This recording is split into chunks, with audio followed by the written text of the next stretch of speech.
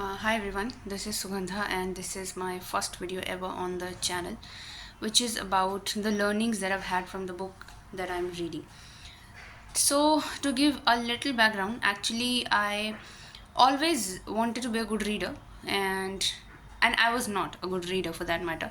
So I thought that instead of scrolling, I will now start investing my time in reading, and particularly reading because it's been spoken by a lot of leaders out there that you should read, because when you read you learn, and I think when you learn you feel happy, you feel your time is used, and you utilized your time basically, and then of course the thing that you've learned, you certainly are going to use it.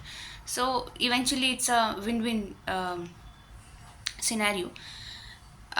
Okay, so let's get into uh, the book that I'm reading lately. I have actually finished this book, and I finished it in 2.5 days, which I am damn proud about, because as I just mentioned that I'm not a good reader, and I know to the ones that who are thinking that it's a very lean book.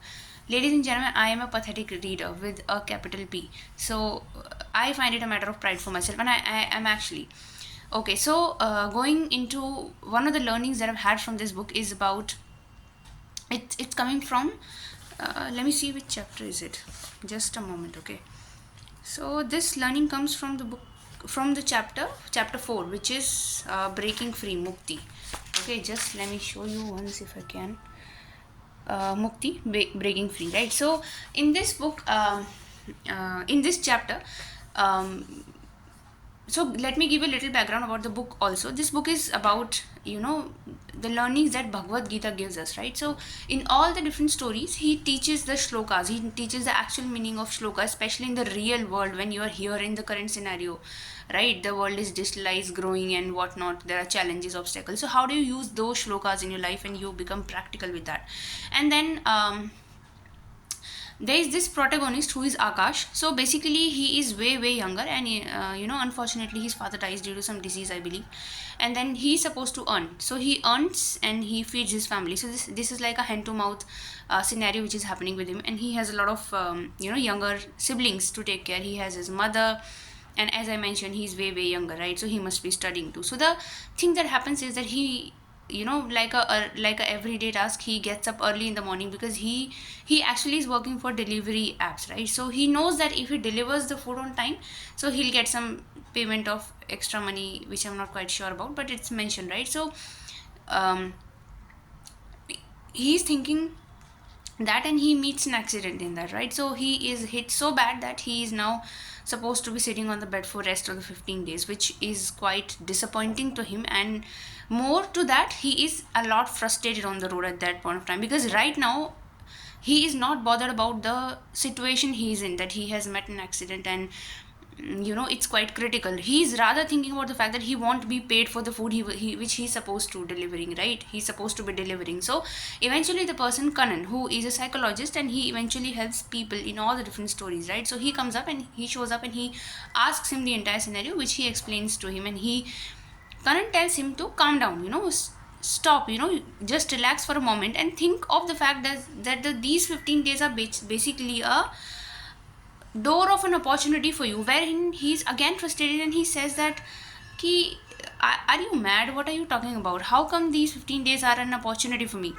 So he tells him that, think about it this way, and which I totally agree with. Many times we are so much into the process, we are so much into the daily targets, that we often forget about the long run for which we are surviving. So he tells him, calm down and think about the fact that you are younger today, right? And all you are bothered about is delivering the food.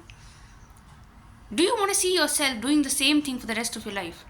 And I don't think so anybody would say that. Nobody would want to say yes. Nobody would in fact want a life. It's not just about saying, right? Nobody would want a life like that. So he tells him that, you certainly will have enough money to make a living for these 15 days. So you sit back and you think that, how are you going to use your time later on so as to grow and then eventually move from this particular job to a better one, because this is not how you're going to provide even a better education to your family, right? Considering you are young, you are the eldest. So this is something, how he has put it into his words, that right now Akash, who is bothered about delivering food, is actually just surviving. isn't it? It's so true, right? We every day go to job, we cook food, we come back, and then we start thinking kal kya banayenge, right? But then in this process we often forget that life is not just about surviving. It's not just about, you know, waking up, eating food, finishing the day, and then just come back. It's about thriving. It's about evolving every day, right? And in that process of living a daily life, we often forget to evolve. Isn't that true? So he quotes it like this. He says that survival is not the ultimate goal. It is a prerequisite. It actually is a prerequisite. We exist not merely to endure. We are here to thrive, to contribute, to make a ripple, which is the truth, right?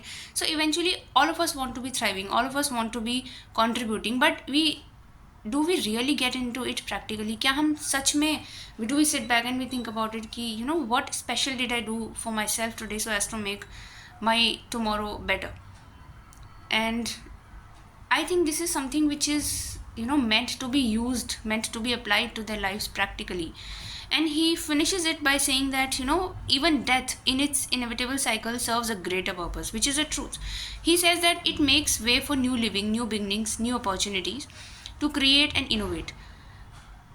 So, you know, many a times when somebody dies, we know the fact that, you know, it's just the body, but the soul still survives. The soul is there. The soul is still there.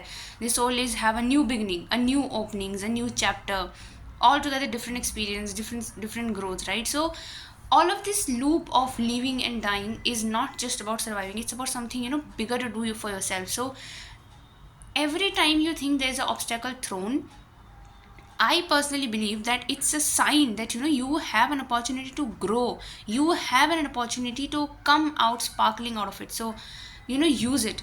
And I will be beyond grateful if, you know, if it reaches out to people, this particular message reaches out to people and it helps them in any stage of their life to grow. And with this, thank you so much.